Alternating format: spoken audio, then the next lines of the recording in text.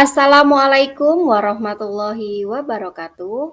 Di sini saya akan menyampaikan rancangan aksi nyata modul 1.4 Budaya Positif. Latar belakang. Murid biasanya merasa malu jika dia melakukan pelanggaran. Itulah penyebab mereka tidak menyukai adanya peraturan yang bersifat kaku. Tujuan aksi nyata pada modul 1.4 Budaya Positif yaitu yang pertama, menciptakan karakter murid yang merdeka dan memiliki disiplin positif yang kuat. Yang kedua, menumbuhkan budaya positif di sekolah dengan meyakini nilai-nilai kebajikan universal. Tolak ukur. Dengan membuat keyakinan kelas melalui kesepakatan kelas antara wali kelas dan siswa. Yang kedua, siswa mampu menjalankan keyakinan kelas. Langkah-langkah tindakan yang pertama, bertemu dengan kepala sekolah untuk menyampaikan bahwasanya akan mengadakan pengimbasan materi budaya positif. Yang kedua, setelah kepala sekolah menyetujui, saya membuat undangan dengan guru sekolah lain. Yang ketiga, bersama-sama berkolaborasi secara offline di sekolah. Dukungan yang dibutuhkan tentunya dukungan kepala sekolah. Yang kedua, semangat guru untuk mengikuti kegiatan pengimbasan.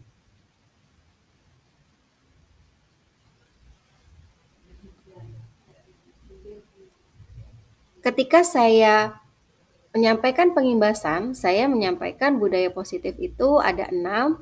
Yang pertama terkait disiplin positif, teori motivasi, keyakinan kelas, kebutuhan dasar manusia. Yang kelima, restitusi, yaitu terkait tentang 5 posisi kontrol. Dan yang keenam, segitiga restitusi. Saya menyampaikan dan memperkenalkan diri kepada guru yang ada di SD Negeri 2 Wonosari. Saya menyampaikan makna dari disiplin positif. Ada budaya positif dan peraturan yang terkait dengan budaya positif. Upaya membangun budaya positif pada lingkungan sekolah ada 3, juga sudah saya sampaikan pada pelatihan atau pengimbasan budaya positif. Teori motivasi di sini saya ulas secara gamblang dengan guru-guru yang hadir pada materi pengimbasan. Motivasi perilaku manusia saya bagi dalam 2 kelompok, yakni motivasi ekstrinsik dan intrinsik. Yang untuk motivasi ekstrinsik, 1 menghindari hukuman, 2 mendapatkan imbalan. Kalau motivasi intrinsik, menghargai nilai-nilai kebaikan diri sendiri. Saya juga menyampaikan 5 kebutuhan dasar manusia. Ini adalah salah satu diagram 5 kebutuhan dasar yang sudah saya jelaskan. 5 posisi kontrol juga sudah saya sampaikan, ada penghukum, pembuat merasa bersalah, teman, pemantau, dan sebagai manajer. Contoh-contoh dalam posisi kontrol. Saya menyampaikan contoh penghukum, pembuat rasa bersalah, sebagai teman, pemantau, dan manajer.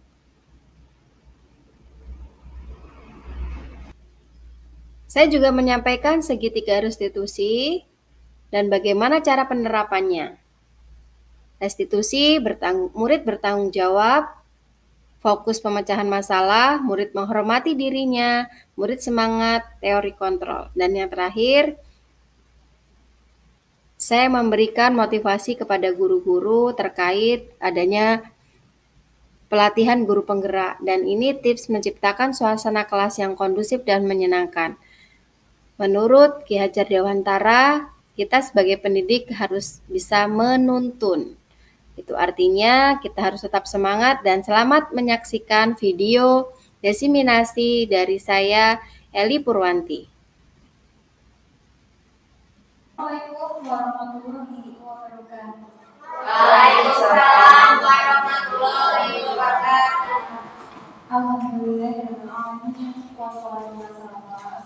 sampai wasallam wa ala alihi washabihi ajmain amma ba'du.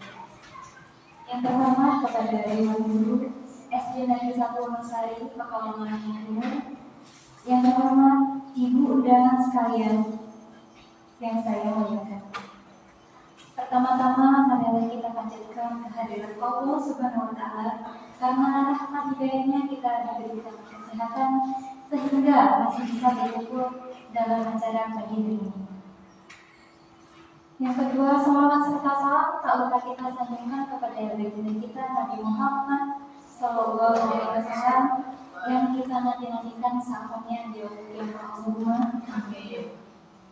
Perkenalkan, nama saya Ami Nurulani. Di sini saya sebagai moderator sekaligus peserta pengibasan materi budaya positif. Mungkin untuk mempersingkat waktu ya Bu ya, waktu yang dapat saya persilakan kepada pemateri. Terima kasih Ibu Moderator atas waktunya. Assalamualaikum warahmatullahi wabarakatuh. Waalaikumsalam warahmatullahi wabarakatuh. Allahumma sholli ala Muhammad wa ala ali sayyidina Muhammad sayyidina awalina wa akhirina wa sallim wa radhiyallahu ta'ala an ashabi sayyidina Rasulullah ajmain amma ba'du.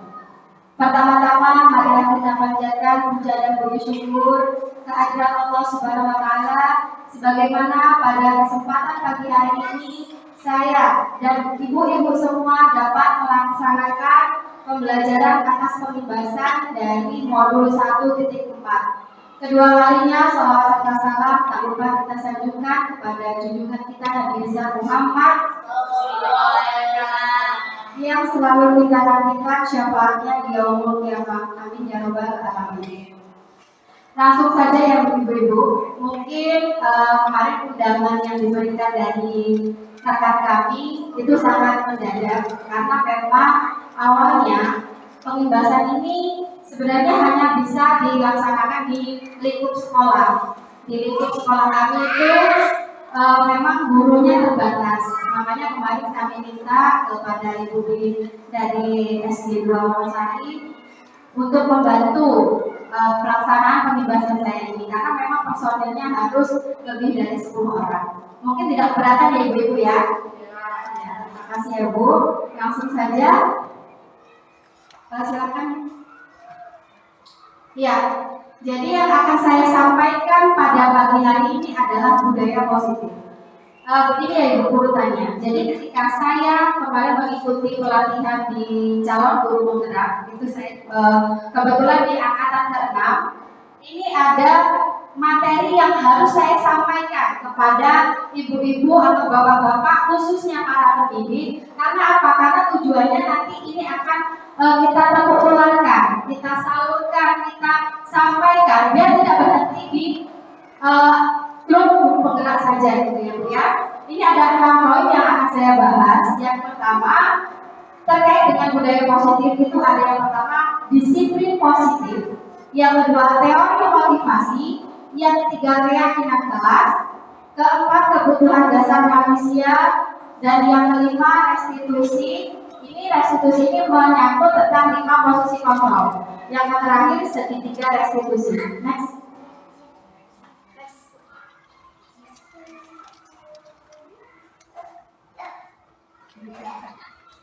Ya, mengulas kembali terkait tentang CGP. Jadi kalau CGP itu kan singkatannya calon guru penggerak ya Bu ya. Saya berharap saya di sini juga dapat mengajak ibu-ibu semua untuk bergabung menjadi bagian dari guru penggerak. Kita jangan melihat, aduh nanti kalau kita ikut guru penggerak nantinya kita banyak kerepotan. Jangan dari ambil itu ya Bu ya. Kalau bisa kita niatkan dari diri kita bahwasanya kita ingin berkembang, kita ingin memajukan sekolah, kita itu potensinya meluas. Jadi kita bersama-sama dengan para pendidik se-Indonesia bergabung untuk memajukan pendidikan di Indonesia. Sebelum kita masuk ke materi, Ya, saya perlu memperkenalkan diri. Mungkin kalau dari S1 saya sudah mengenal saya itu nama saya Edi Purwanti, saya CGP angkatan ke-6 dari Lampung Timur. Saya mengajar di UPTD SD Negeri 1 Wonosari sebagai wali kelas 5 ya Bu ya.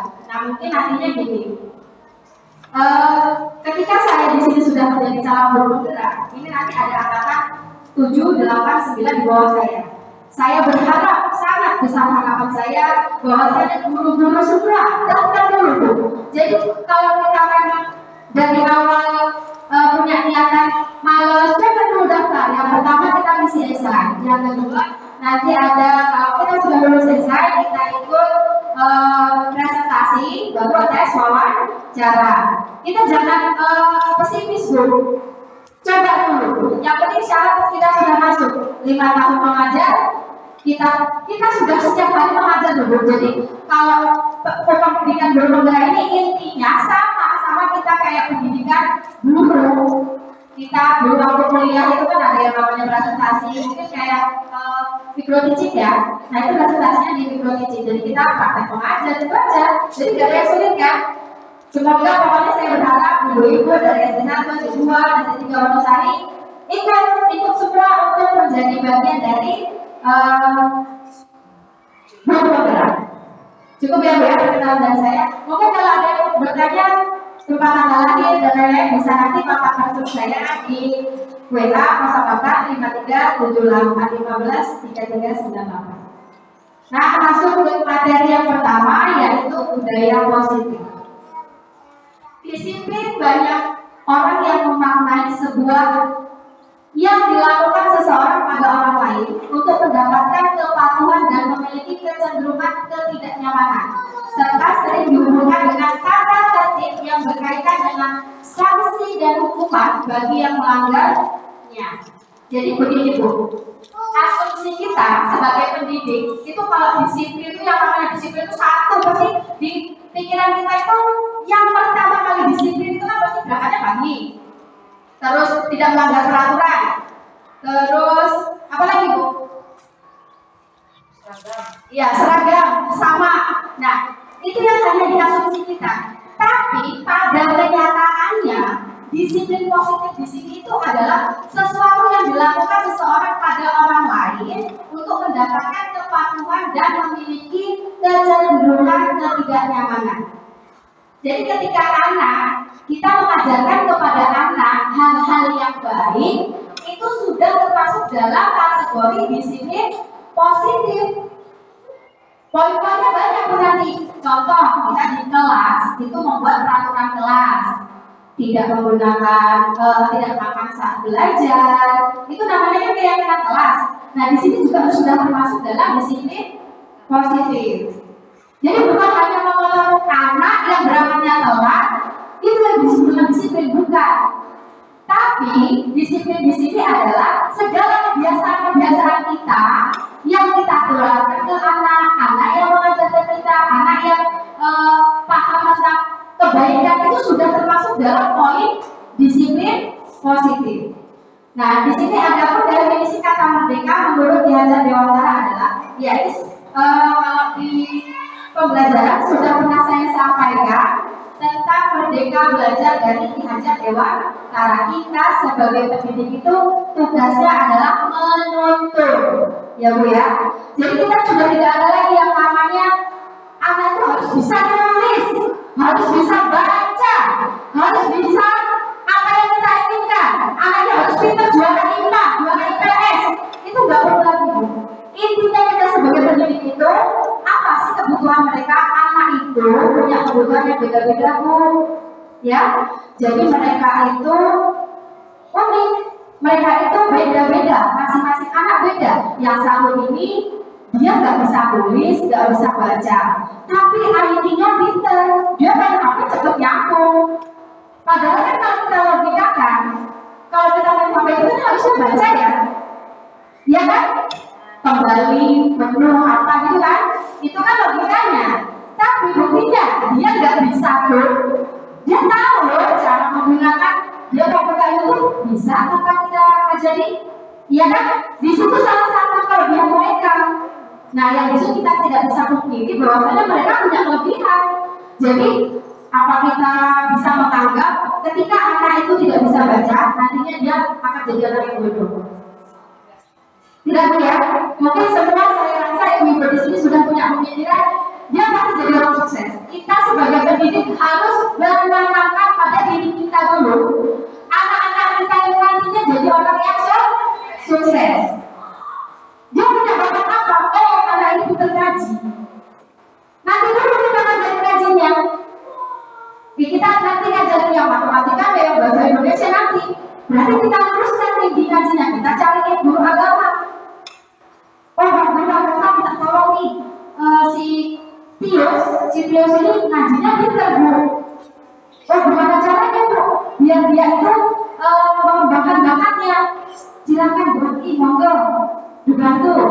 Oh, gitu ya bu ya. Itu antara kolaborasi antara guru wali kelas dengan guru agama. Untuk apa? Karena guru wali kelasnya ini sudah tahu nih karakternya si Tius bisa ngaji. Makanya wali kelasnya ini menyerahkan kepada Bu Agni. Itu sama saja kita sudah memenuhi kebutuhan siswa. Ya, bukan kebutuhan kita bu. Kita itu sebagai pendidik yang nanti apa? Membentuk. Tidak hanya terlepas dari perintah, tetapi juga cara buat memerintah diri sendiri. Anak itu bu ya, kalau sama dia gak suka, tanpa kita minta dia sudah mengerjakan hal itu bu. Contohnya ini, dia kalau suka pelajaran matematika, dia pasti belajarnya matematika terus. Ya karena dia sukanya itu. Kita paksa, dia terus mengarah. Bola sampai dia mau nangis darah, mungkin kita juga yang lelah, kita mungkin emosi nanti ujung-ujungnya kita sudah nggak bisa ikutin anak lagi. Sekarang kan udah itu ya intinya. Kita lihat, kita bedakan karakter anak, dia tuh sukanya apa, lalu kita ikutin. Pembelajaran seperti apa yang cocok buat dia, gitu. Karena kan tadi intinya dari awal, karakter anak beda-beda, karakter anak itu unik ya. Jadi dari situ kita bisa ambil pelajaran bahwasanya kalau kita mau membimbing, kita cari dulu, kita lihat dulu nih dia kemampuannya apa. Paham ya bu ya? Iya. Terus selanjutnya next.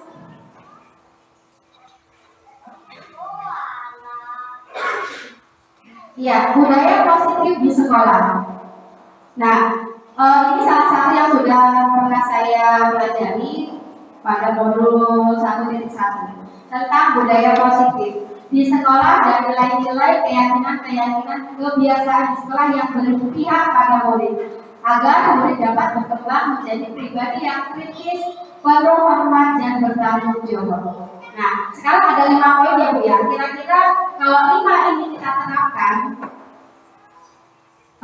pembelajaran di sekolah itu akan sangat baik ya bu ya. Yang pertama salam, senyum, sapa, sopan dan santun.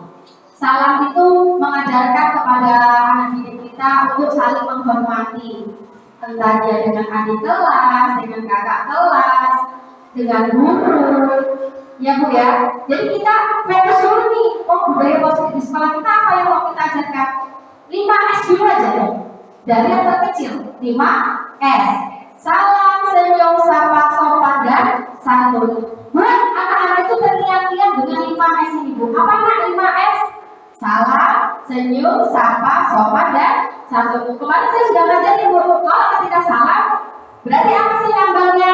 Bisa gini, senyum, lanjut bu, sapa. Nah, di salam senyumnya, ya ini mengajarkan bahwasanya itu toleransi. Kita tidak menjadi orang yang kaku ya bu ya. Jadi kita sudah menanamkan kepada anak itu juga sama kaitannya dengan berpihak kepada murid. Sapa, ini salam, senyum, sapa ini saling terkaitan. Sopan, santun. Nah di sini secara tidak langsung ketika anak sudah memahami apa itu senyum, salam, sapa, itu kebutuhan murid itu sudah kita laksanakan bu. Secara tidak langsung kita sudah melaksanakan kebiasaan-kebiasaan baik di sekolah yang berpihak pada murid. Sekarang kalau contoh kita tidak ada yang namanya sapa atau salah satu dari itu pun nggak ada sopan.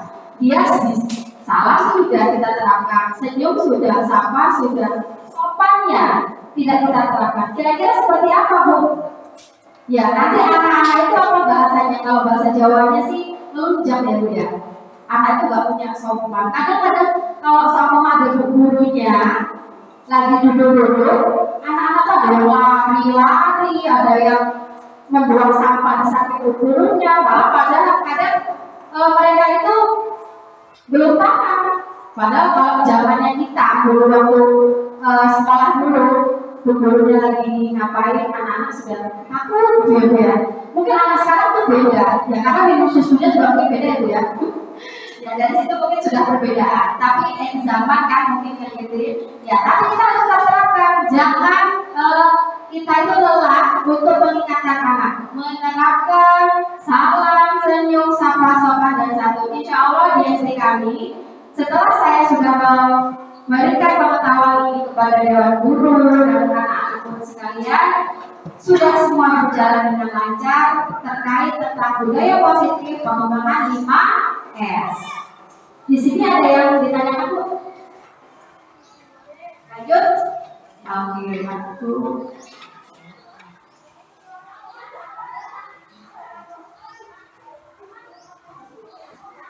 Ya, nah di sini kita lanjutkan ke upaya membangun budaya positif pada lingkungan sekolah. Ada 3 poin yang perlu kita ingat. Mungkin ini nanti sesudah dari materi ini akan saya share ya ke ibu-ibu semua. Ada yang pertama itu posisi kontrol hubungan antara guru dan peserta didik merupakan faktor penting untuk membangun budaya sekolah. Karena hubungan tersebut akan berpengaruh pada kualitas pendidikan di sekolah. Ini sama ya Bu ya. Jadi kita tuh sebagai guru yang pertama tadi kan menuntut. Jadi kita tuh sambil ngasih kita terus. Boleh loh kita itu banyak kepo dengan mereka itu boleh. Karena apa? Ya kalau kita mantau di sekolah, hanya sekedar mantau di sekolah, kita nggak tahu perkembangan mereka di luar. Di rumah mereka seperti apa kita nggak tahu ya Bu ya. Jadi mereka itu di sekolah kayaknya pendiam, soalnya di rumah sudah ada yang ngapelin. Kalau senang sudah ada yang ngapelin, padahal di sekolah itu dia hanya pendiam. Kira-kira ini sudah kita termasuk dalam posisi kontrol belum Bu? Kalau sekarang ini sudah Bu ya. Kita tuh bisa juga loh kalau sekarang zaman kan sudah canggih. Mungkin ketika mereka bikin status itu bisa kita lihat. Biasanya mereka tuh ya mereka bisa juga sih, mereka di privasi ya dulunya. Sama ada cowok yang ngapel, mungkin dia privasi. Bisa juga sih, cuman kita harus ada kolaborasi juga kontrol guru ini. Bagaimana caranya kita bertanya, pokoknya gimana cara kita kepoin mereka. Kita tanya ke orang tuanya, gimana Bu dia di rumah, sama mandi, bekti. Kalau di sekolah dia itu centil, tapi di rumah kalau dia rajin ngaji, rajin apa, itu juga poin tersendiri buat kita untuk memberikan penilaian plus buat dia. Karena apa? Karena kita sebagai guru itu juga kontrolnya itu memang harus terus berjalan. Harus kita gunakan semaksimal mungkin. Kita punya tanggung jawab gak hanya di sekolah, namun di rumah juga kita harus punya tanggung jawab untuk mengawasi anak-anak kita. Karena zaman sekarang kan susah ya Bu ya. Kalau orang tua sudah ada yang keras, kalau kita juga tidak bantu, mungkin anak bisa terlena. Sudah mulai pendidik sekolah, di rumah aja lah, gitu. Paham ya? Yang kedua, membuat kesepakatan kelas. Ya ini tadi salah satu yang sudah saya sampaikan di awal, membuat kesepakatan kelas. Kalau kesepakatan kelas ini benar-benar harus ada guru, harus ada siswanya. Bukan yang pertama itu kita kan ada mandi nih. Kita buat mandi, anak itu suruh tulis. Kalian itu pengennya kelasnya seperti apa biar bagus, kelasnya seperti apa biar tertib. Contoh, mereka itu pengen kalau guru lagi ngajar, guru nggak boleh main HP. Itu juga kalian bapak ibu guru itu boleh menyampaikan ke anak seperti itu. Jadi mereka itu punya hak juga, punya kewajiban juga untuk menyampaikan keyakinan kelas mereka. Jangan hanya kita sebagai guru, kok anak nggak boleh bawa HP, anak nggak boleh terlambat. Tapi kita sendiri, kita harus menerapkan sendiri kita juga ya. Nah, yang kedua kesepakatan kelas itu, kalau sekarang kan ada yang kertas kitab ya. Nah itu tuliskan di situ satu anak dalam satu kelas ada 20 anak. Tuliskan apa sih kesepakatan kelas yang mereka harapkan. Satu, sama mau menulis apa, kita gabungkan dari satu ada yang sama-sama, berarti kita ambil aja intinya gitu. Jadi kalau sudah selesai kita sepakati, oh itu nggak perlu yang ini. Kalau minum boleh ya boleh minum saat belajar, itu termasuk dalam kategori kesepakatan kelas. Nah di situ nantinya kalau sama yang lain nggak boleh aku sama aja dengan kita makan. Kalau sama dengan itu, ayo banyak lebih mana kita lebih banyak mana nanti kita tanya ke anak. Sama dari 20 siswa ada yang 11 setuju bahwasanya boleh minum, yang 11 tidak setuju. Itu artinya kita tetap harus kemenangan yang banyak ya, karena emang voting sekarang kan musyawarah. Jadi boleh berarti intinya kita tulis nanti dalam kesepakatan kelas. Jadi itu salah satu poinnya contoh. Yang terakhir, yang ketiga, menerapkan budaya disiplin positif ya. Setelah kita sudah membuat keyakinan, setelah kita melakukan kontrol, yang terakhir kita menerapkan. Ketika kita sudah menerapkan sekali itu harus sampai seterusnya.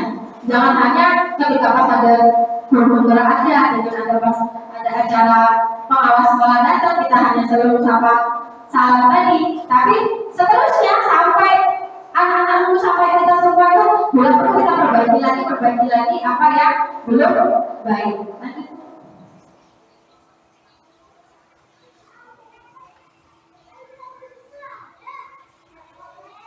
Ya, ini terkait teori motivasi. Mungkin kalau ketika saya belajar di CGP, di LMS saya, memang saya agak kesulitan. Kesulitan gimana? Karena memang agak sulit dipahami sebenarnya kalau pada hanya saja kalau kita mencermati kita ambil poin-poinnya saja dulu. Teori motivasi adalah teori yang mengulas mengenai motivasi serta mengelompokkan menjadi beberapa bentuk dari kurun waktu ke kurun waktu. Motivasi sendiri merupakan salah satu kosakata atau istilah yang tentunya tidak asing untuk Grams dan sering dijumpai dalam kehidupan sehari-hari. Kita sebagai pendidik yang perlu kita ketahui, kita harus mengetahui minimal dua teori motivasi itu ada motivasi ekstrinsik dan intrinsik. Baik ya, kalau dari KBT saya ada. Jadi di sini nanti mohon diingat-ingat. Jadi ada teori ekstrinsik dan teori intrinsik. Jadi gini, anak itu, siswa itu kalau seumpama dia melaksanakan peraturan itu karena satu, dia pengen dapat hadiah dari gurunya. Dua, dia pengen dipuji dari gurunya. Yang dia berharap gurunya itu sayang sama dia. Itu yang pertama. Yang kedua, dia itu mau disiplin karena takut dihukum. Ada nggak buat anak kayak gitu? Dia mau pakai sepatu warna hitam karena kalau hari upacara itu sepatunya harus berwarna hitam dan rasanya putih. Dia melaksanakan itu, tapi karena dia itu takut dimarahi sama gurunya. Jadi ini salah satu dalam teori ekstrinsik. Dia itu hanya takut berkorban, hanya ingin dapat ujian. Dia tuh pentingnya bukan karena dia dari diri dia sendiri. Itu masuk dalam teori motivasi yang ekstrinsik. Contoh itu suka banget kalau nggak berani sama kalau ada sendiri harus pakai ikat pinggang. Dia pakai ikat pinggang kalau ditanya, kenapa nggak kamu pakai ikat pinggang hari ini?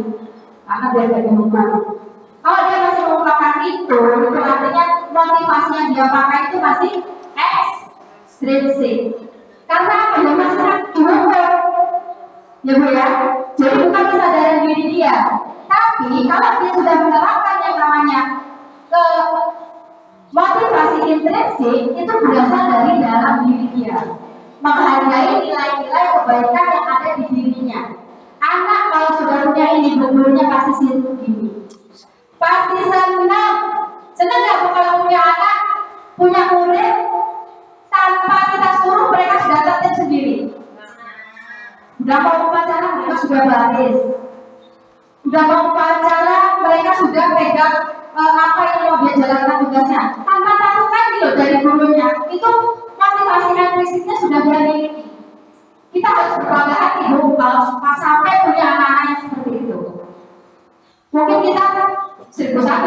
Tapi kalau sekarang insya Allah semua anak-anak sudah mempunyai motivasi yang intrinsik ini. Kalau 1, 2 masih wajar ya Bu ya mungkin. Tapi kalau bisa kita jangan kita perbanyak juga dengan kita banyak sanjung-sanjung. Takutnya nanti kawannya iri terus malah dia nggak mau menjalankan itu. Ya Bu ya, itu juga ada kelemahan dan kekurangannya. Jadi kalau intrinsik ini benar-benar dari anak itu sudah sadar, dia sudah paham. Oh, kalau Senin itu upacara pakai baju merah putih, jubahnya merah atau jubahnya putih, nggak usah lagi di anak itu udah mikir nanti kena marah, nanti dihukum, nanti dicukur. Nah, di situ mungkinnya Bu ya. Next.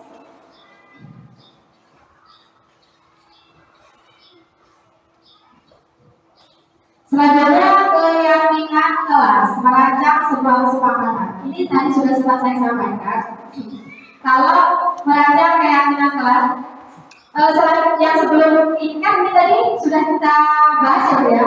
Jadi kita bersama-sama dari guru siswa itu sama bekerja sama untuk membuat saling kesepakatan yang ada di kelas sebelum pembelajaran. Biasanya kalau lebih bagusnya setiap pagi itu kita catatkan dulu. Ketika kita sudah masuk, kita buat kesepakatan kelas.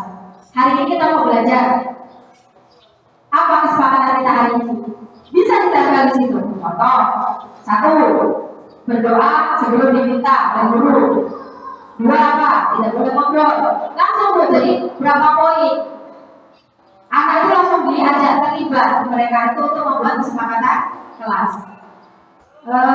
Selanjutnya yang terkait dengan motivasi tadi Bu, kan ini masih ada kaitannya dengan ini juga. Kalau anak sudah mempunyai motivasi yang dari intrinsik, mereka itu punya pemikiran-pemikiran yang luas. Kalau kita tanya, nah kira-kira kita belajar hari ini itu apa kesepakatan yang akan kita buat? Yang pertama apa? Itu mereka idenya sudah langsung muncul. Karena dia apa? Dari diri dia itu sudah ada bakatnya. Ya Bu ya, sudah ada nilai-nilai kebaikan dari anak tersebut.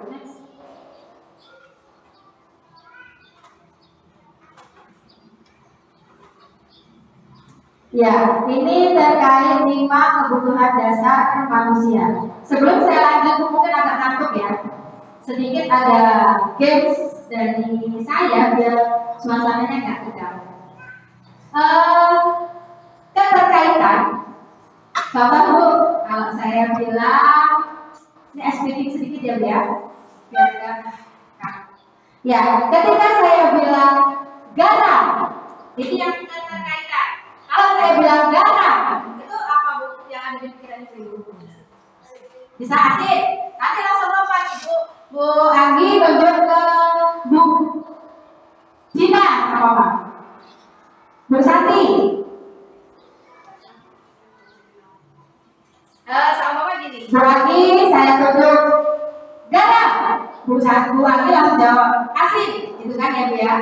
Terus Bu Santi, Bu Anggi lempar ke siapa? Lempar ke Santi. Apa kaitan dari kata asin Bu? Nah, oke boleh laut. Lempar lagi ke, lempar ke siapa Bu? Santi. Luas. Ya luas lempar ke Bu. Bu Aisyah. Apa Bu? Luas? Luas itu sabar. Ya sabar. Nanti lagi diam ya, maaf ya. Jadi Bu Tara. Maaf ya Bu ya, tidak kenal ya dari guru-guru yang di SD lain. Ya dan nanti otomatis saja. Siap ya Bu? Ya. Konsentrasi. Malah tegang semua itu. Nah ya. Bola. Saya ke Bu Aisyah. Bola bulat. Ya ada apa siapa Bu? Santi. Bulat, Bu Santi bulat. Dunia, Bu siapa ada? Dapat siapa Bu Santi? Dunia Bu. Dunia berputar. Ya, putar. Lempar ke lagi. Putar.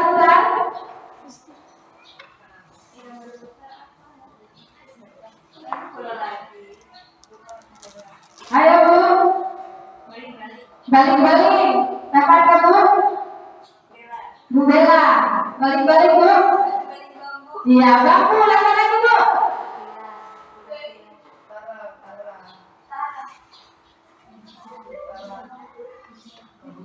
Hijau lempar ke Bu Bila. Daun lempar ke Jogja.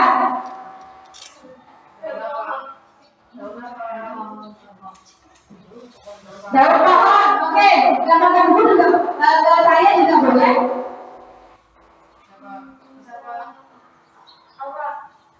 Ke Laura.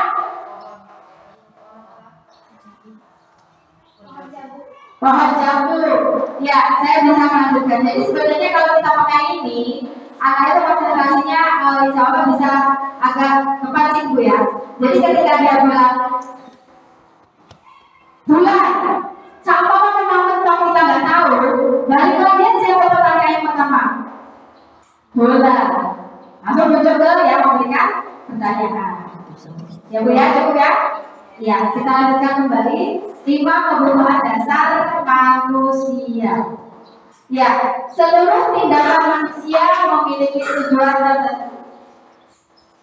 Semua yang kita lakukan adalah usaha terbaik kita untuk mendapatkan apa yang kita inginkan.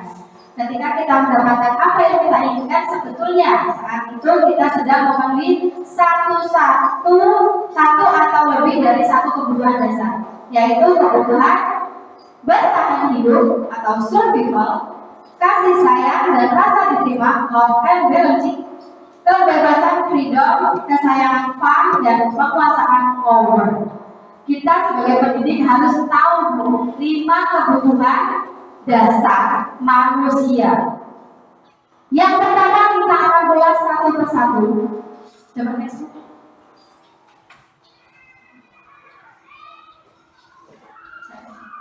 Ya, di sini kita bahas satu persatu ya Bu ya. Kalau kita ingat, ini kita sudah masuk ke pelajaran ketiga Bu. Kalau kita ingat dari yang satu persatu kita coba dulu ya Bu ya. Yang pertama kebutuhan bertahan. Ya, yang pertama bertahan hidup itu ada di lingkaran waktu yang benar. Ini terkait pemenuhan terhadap fisiologi sana. Bisa sandang, pangan, papan. Masuk ke yang pertama itu kebutuhan dasar fisiologis atau bertahan hidup, sandang, pangan, papan. Jadi kita ingatnya itu aja Bu, untuk kebutuhan dasar yang pertama.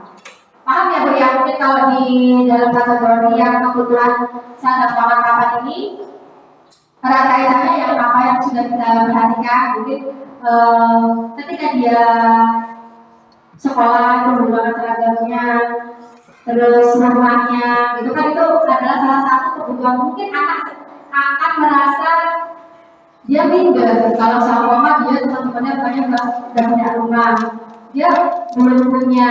Itu juga salah satu kebutuhan yang memang harus dipenuhi oleh anak tersebut. Selanjutnya kedua, merasa mana bahasa yang paling dulu ini. Oke, kesenangan. Kalau kesenangan ini mungkin gak hanya murid ya Bu ya. Kita sebagai guru itu butuh kesenangan. Senangnya tuh main aja, ketawa aja, happy aja, ya kan ya? Kita nggak cuma jadi guru siswa loh, mungkin guru juga ya. Jadi ini salah satu kebutuhan dasar yang harus kita penuhi juga, kesenangan. Kita kalau ngajar itu ya jangan monoton, ajak mereka bermain, ajak mereka senang, jangan buat pikiran mereka tuh juga bingung gitu ya Bu ya. Boleh ini karena mereka itu masih pada masa anak, apalagi anak-anak SD Bu. Belum lagi kita kalau mengajar di TK lebih ribet lagi Bu. Ya di situ. Yang selanjutnya kesenangan juga kasih sayang.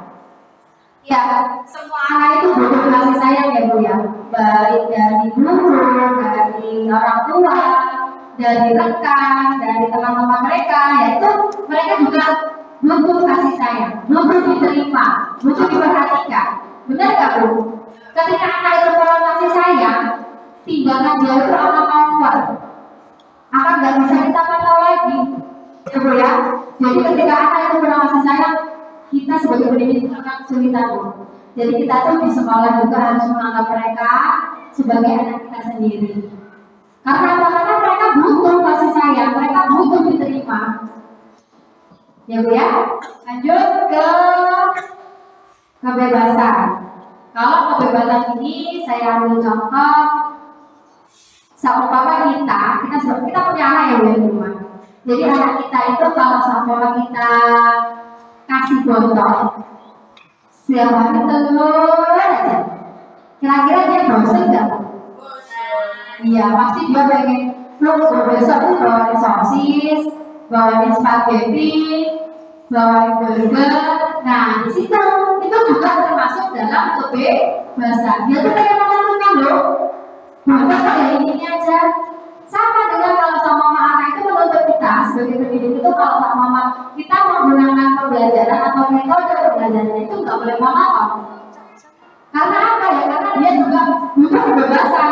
Besok kita belajar matematikanya di lapangan ya Bu. Apa kita sebagai pendidik nggak boleh? Kita harus boleh, asalkan benar-benar menerapkan apa sih yang mau kita bahas. Jadi harus benar-benar, yaitu tadi Bu, yang pertama menuntut dan kata pihak dewasa ya. Mereka kan butuh kebebasan. Kalau contoh saja memang yang dari botol tadi aja Bu. Kalau anak sekali dikasih botolnya telur, pasti dia bosan. Sama kalau kita mengajar menggunakan metodenya ceramah terus, ngantuk nggak Bu? Iya, ngantuk, capek, nggak masuk telinga kanan, keluar telinga kiri. Itu masuk dalam kategori kebebasan. Selanjutnya yang terakhir, penguasaan. Ya, di sini anak yang punya jiwa kemandirian, penguasaan ini yang harus kita penuhi. Contohnya begini Bu, masih dengan anak yang tadi aja lah ya, yang minta botolnya masih pengen ganti. Dani seumpama, Dani ini dia itu sudah mengerjakan matematika, dia bisa. Dia ngomong sama gurunya, Bu, aku hebat, Bu, aku bisa. Nah di situ adalah dia tuh pengen penguasaan. Saya sangat rajin, pinteran ya Bu ya, saya itu ya Bu ya. Itu adalah kebutuhan dasar mereka yang tentang penguasaan. Aku udah bisa loh Bu, saya udah bisa loh Bu, itu penguasaan dia. Jadi kita juga tidak boleh marah yang seperti itu. Karena emang itu kebutuhan juga gitu Bu ya. Jadi 5 poin ini yang mungkin harus kita perhatikan. 5 kebutuhan dasar manusia. Jadi kalau urutannya itu tadi kan yang pertama bertahan hidup, merasa diterima, ya, tahu cinta dan kasih sayang, kesenangan, kebebasan dan penguasaan. Ya mungkin di sini kalau kita merasa mendasar salah satunya, yaitu bisa menggunakan kolaborasi dengan rekan sejauh kita mungkin yang sudah pernah mengalami masalah ini. Gimana sih Bu solusinya kira-kira kalau anak saya tuh begini. Kita harus ada kolaborasi Bu, karena memang pembelajaran Merdeka Belajar ini harus adanya keterkaitan siswa, guru, komite, wali murid, semua itu harus bekerja sama. Paham ya Bu ya? Kita lanjutkan kembali.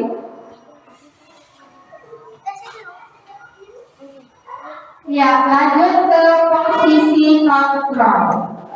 Ya, 5 posisi kontrol yang akan saya bahas. Dari yang pertama penghukum, pembuat merasa bersalah, 3 teman, pemantau, dan yang terakhir manajer. Ya, di 5 posisi kontrol ini masuk dalam kategori yang restitusi ya Bu ya. Restitusi. Ya, jadi yang pertama ada penghukum.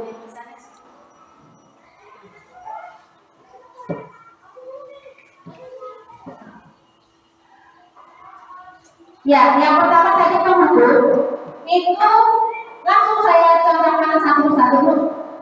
Dari gimana coba kalau orang yang pertama patuhi aturan saya, awas. Kita sebagai pendidik kalau sudah mengucapkan kata awas, patuhi aturan saya. Kira-kira itu maksudnya mana Bu? Yang penghubung. Awas kalau kamu besok pramuka gak pakai masker, buru-buru, lari-lari. Nah itu adalah salah satu posisi kontrol yang kita pakai adalah penghubung. Jangan lagi ya Bu ya.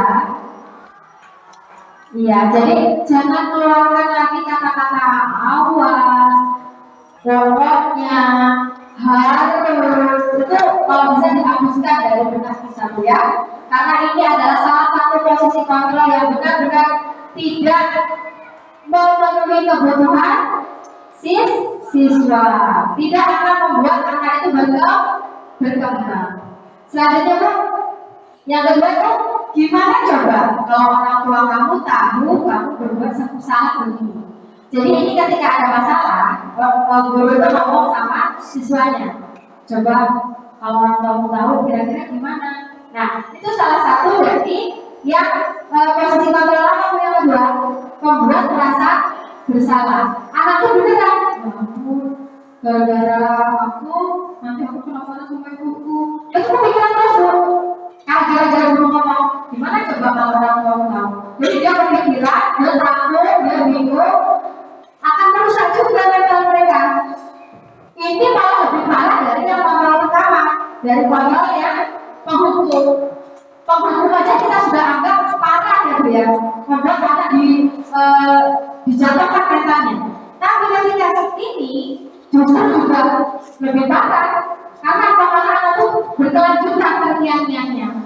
Yang ketiga, nah ini sudah ada mulai ke kebutuhannya posisi kontrol yang agak lumayan, masih dalam kategori sedang kata-kata. Yaitu yang ketiga sebagai teman. Kalau yang kedua gini Bu, ya sudah kali ini tidak apa-apa, nanti Bapak bantu membereskan. Contoh anak itu ada masalah. Wali kelasnya ini manggil anak itu, sama ada salah satu siswa kita bertengkar dengan siswa lain beda sekolah dulu ya. Terus kita panggil anaknya, terus kita kasih tahu besok lagi jangan diulangi ya, kali ini guru maafkan. Nah di situ guru dan siswa itu masih dalam kategori sebagai teman. Tapi takutnya kalau kita keseringan seperti itu, anak itu gak punya takut lah. Lagi dia akan mengulang salah lagi. Karena apa? Karena nanti aku dibelain sama wali kelasku, nanti aku dibelain sama kepala sekolahku gitu.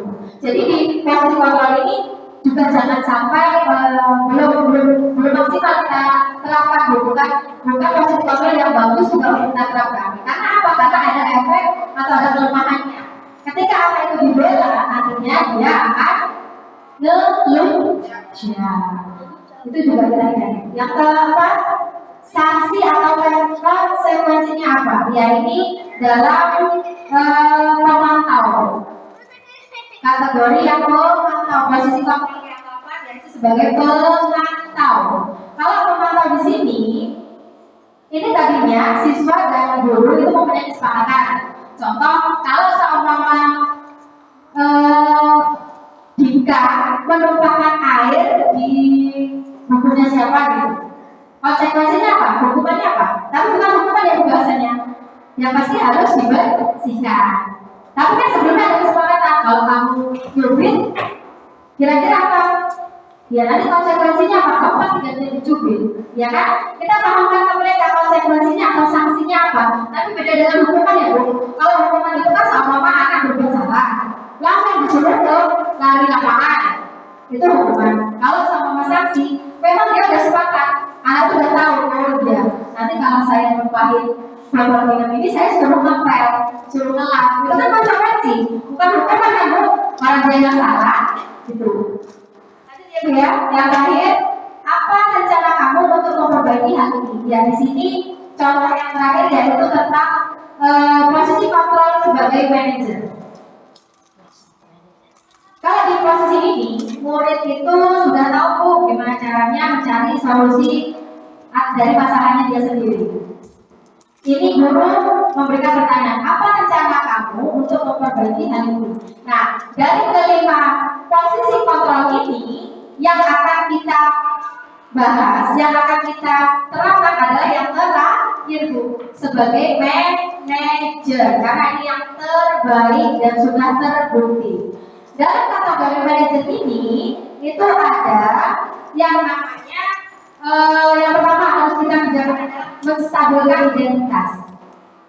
Menstabilkan identitas di sini yang pertama kita bicara dulu ke anak yang punya masalah itu, kita ajak bicara, kita kasih pertanyaan-pertanyaan yang buat dia itu menceritakan apa adanya. Yang pertama, iya, sama mama dia tuh bersalah. Kita tanya ya Bu ya, kamu tadi kenapa nak? Saya bertengkar Bu. Kita jawab, iya, dulu juga pernah bertengkar. Nah ini masuk dalam kategori yang posisi kontrol menstabilkan identitas. Yang kedua, lanjut kita masuk ke pertanyaan lagi. Kira-kira menurutmu benar atau salah yang mau kerjakan? Itu kita membuat banyak pertanyaan-pertanyaan, tapi jangan langsung menjelaskan kamu ini, itu nggak boleh lagi ya Bu ya. Jadi itu kita menstabilkan identitas dengan bertanya, membuat. Terus yang kedua, kita bisa memperbaiki masalah ini. Kira-kira kalau kamu gitu, solusinya apa ya? Kita sebagai guru tuh pemandu. Kita tanya, sudah kita tanya, mereka yang suruh menentukan gimana caranya baiknya. Permasalahan itu supaya baik itu seperti apa gitu. Ya Bu ya? Ya, selanjutnya harus ada juga terakhir itu kita tanya apakah kamu sekarang menjadi orang baik? Kita harus tanyakan ke mereka. Kalau dia tanya, oh iya Bu, saya belum baik Bu, kira-kira nanti kamu mau berubah nggak? Nah, kita sebagai guru juga ada lagi yang namanya lihat ya Bu ya. Kita stabilkan identitas. Yang kedua itu ada validasi tindakan yang salah. Kalau validasi tindakan yang salah, nah dia sendiri Bu yang mengungkapkan, oh iya Bu, saya sudah salah, saya harus minta maaf, saya harus menerima konsekuensinya, saya akan melaksanakan sanksinya. Kira-kira apa yang akan saya perbuat? Dia sudah tahu di sini nih validasinya. Yang terakhir bertanya keyakinan. Nah, keyakinan kelas apa yang kita pahami? Nah, ini sama tadi yang kita buat awal ya Bu ya. Keyakinan kelas apa? Sama kalau dia bertengkar, sanksinya apa? Mereka sendiri kan tadi sudah nulis di peraturan kelas, keyakinan kelasnya. Jadi mereka tahu, tanpa kita minta lagi, mereka tahu apa sih yang harus dia berbuat ketika dia bersalah. Next Bu.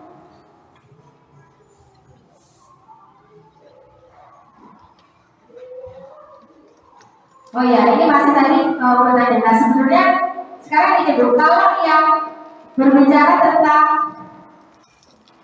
sukses dan restitusi.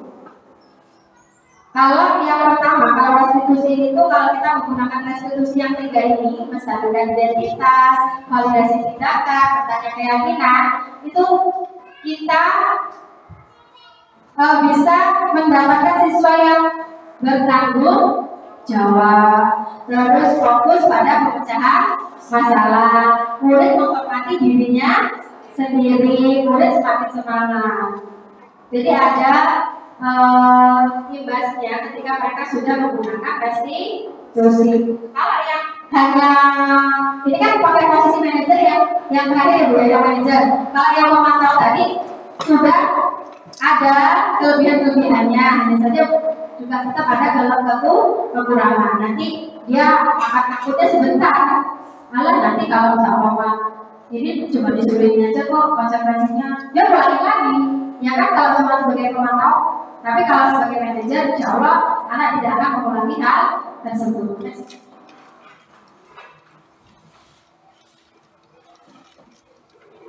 Ya, ini yang sudah saya kolaborasikan dengan Dewan Guru yang ada di SD1 Wonosari. Mungkin dari SD2, SD3 bisa membuat tips menciptakan suara kelas yang kondusif dan menyenangkan dengan versi yang lain ya Bu ya.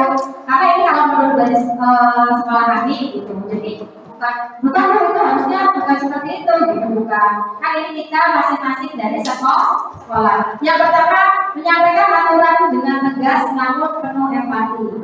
Yang kedua, bangun komunikasi yang baik dengan siswa dan orang tua. Yang ketiga, libatkan siswa dalam membuat aturan. Tadi sudah benar ya Bu ya, sudah saya sampaikan. Yang keempat, amati dan pahami perilaku setiap siswa. Untuk apa ini Bu? Untuk kita memenuhi kebutuhan hak peserta didik. Yang terakhir, berikan dukungan siswa dalam belajar. Ini yang sudah saya sampaikan kepada Dewan Guru dan mereka sepakat di S1 Proposal. Mungkin nanti kalau S2 atau S3 punya kesepakatan kelas ini dan akan ada yang ditanyakan, boleh hubungi saya atau hubungi kepada saya aja ya. Lanjut.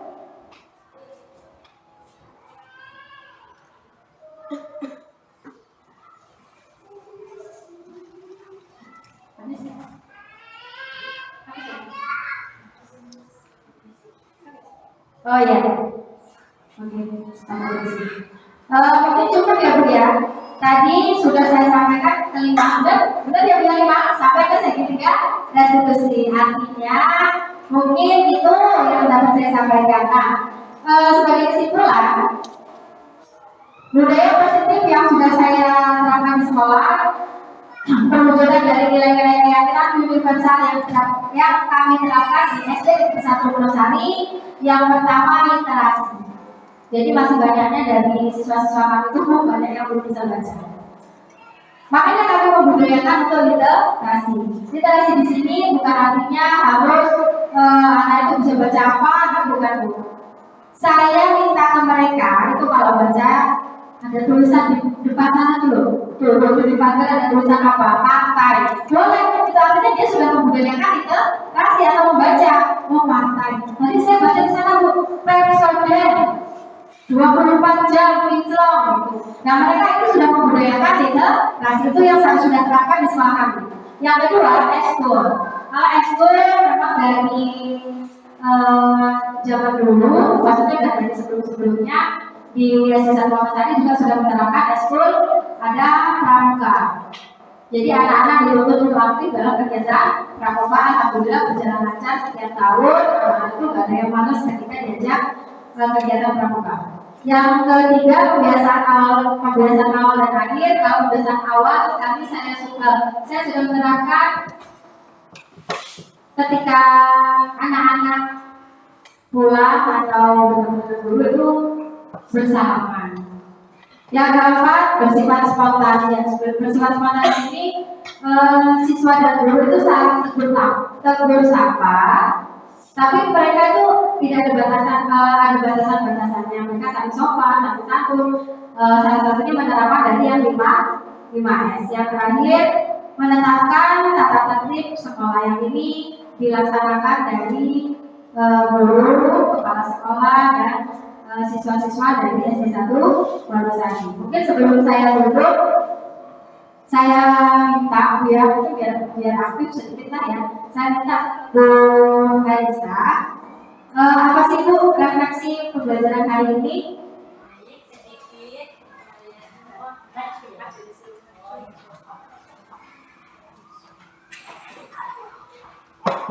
Baik, terima kasih Bu Edi kesempatannya. Di sini saya Siti Raisa. Saya akan memberikan refleksi yang sudah saya pahami dari materi Bu Edi tadi. Alhamdulillah di sini saya sudah bisa memahami tentang budaya positif yang itu tadi. Kemudian ada lagi kita bisa menyelesaikan masalah dengan segitiga restitusi. Semoga tadi yang diberikan itu saya bisa terapkan di dalam kelas saya, di sekolah saya dengan baik-baik. Terima kasih Bu Edi. Ya, terima kasih Bu Siti. Ya, benar-benar ya Bu ya. Setidaknya sedikit banyaknya bisa kita serap apa yang saya sampaikan. Selanjutnya refleksi yang kedua, Bu Santi.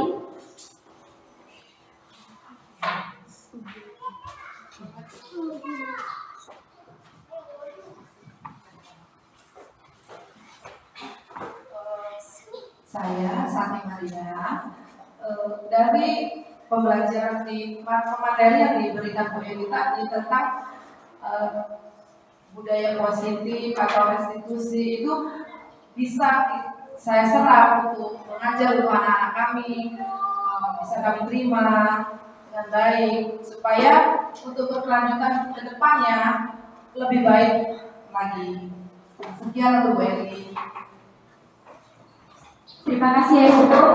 Ya, mungkin ini sudah dalam penghujung waktu, saya sarankan kembali ke Ibu Moderator. Mungkin tadi sudah ditutup dengan refleksi, nanti saya umpama ada pertanyaan terkait dengan materi-materi yang sudah saya paparkan, Bapak Ibu nanti saya kirim file ya kartunya, dan nanti kalau ada yang ditanyakan atau yang belum paham atau yang ingin berkolaborasi atau ada yang mau tanya terkait guru penggerak, saya siap untuk membantu ibu-ibu semua. Ya, saya kembalikan ke Ibu Ani sebagai moderator. Saya akhiri. Wassalamualaikum warahmatullahi wabarakatuh.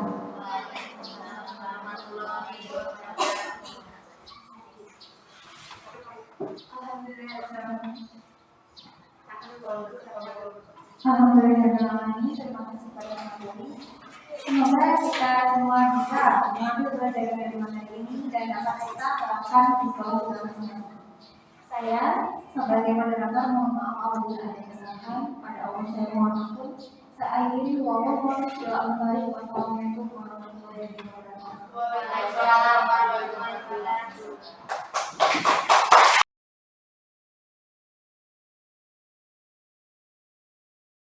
Dari Bapak Abdul. Jika orang lain bisa, saya juga bisa. Mengapa pemuda-pemuda kita tidak bisa? Jika memang mau berjuang. Sekian pesan dari para pahlawan yang telah mendahului kita. Kita sebagai pemuda, kita sebagai penerus bangsa harus menjalankan pesan dan amat mereka. Siap? Siap. Baiklah, cukup sekian dari Ibu. Satu. Ketuhanan yang Maha Esa. Ketuhanan yang Maha Esa. Dua. Kemanusiaan yang adil dan beradab. Kemanusiaan yang adil dan beradab. Tiga. Tiga. Persatuan Indonesia.